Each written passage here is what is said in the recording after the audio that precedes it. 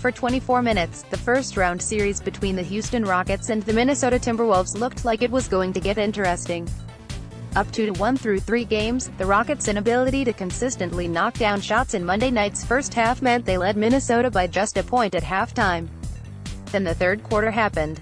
After putting up 50 points in the first half, Houston doubled its point total in the third quarter alone, outscoring the Timberwolves 50-20.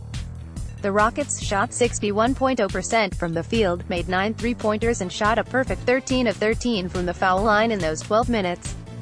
Their 50-point outbreak was the highest-scoring quarter of the NBA season to date. Likely league MVP James Harden led the way for Houston. He finished with 36 points on 12 of 26 shooting from the field with a quintet of made three-pointers. Chris Paul poured in 25 points of his own while Clint Capella added 14 points and 17 rebounds. For Minnesota, Karl Anthony Towns contributed 22 points and 15 boards while Jimmy Butler finished with 19 points and 9 rebounds and Derrick Rose added a throwback 17 points off the bench. Harden's third-quarter performance drove Houston's blowout. Take away the Rockets' explosive third quarter and Minnesota played well in this one, outscoring them 80-69. Unfortunately, all 4 quarters count, and Harden's third-quarter outing helped inspire the rout. The 28-year-old poured in 22 of his 36 points in the third, scoring in a variety of ways. Harden's third-quarter outing came after a rough start to the contest. He shot 0 of 7 from the field in the first quarter.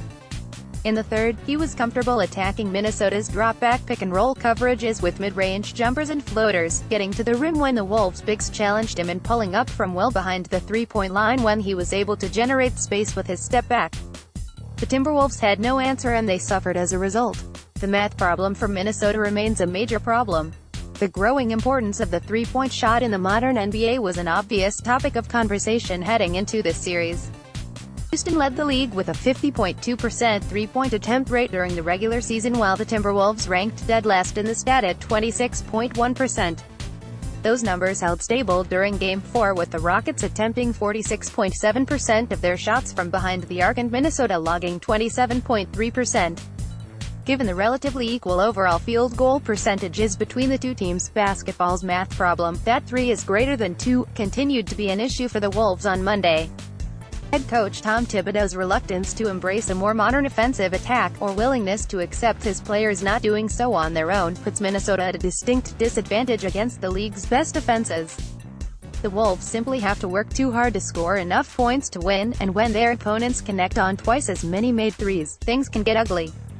The Timberwolves' defense needs to find new answers quickly. Minnesota can find some positives in Monday night's loss. Namely, the Wolves were consistently able to generate pressure at the rim, attempting 45.2% of their total field goal attempts at the basket. However, the team's performance on the defensive end raises broader concerns. Simply hoping Houston misses shots is not the most effective defensive strategy. For much of the game, the Timberwolves were content to go under high ball screens set for Harden and Paul. And outside of the third quarter it was mostly okay, but given the aforementioned math problem, 1 quarter of explosion can be enough for the Rockets. Minnesota will likely need to revisit the drawing board ahead of Game 5 to construct some defensive schemes designed to limit Houston's available three-point attempts.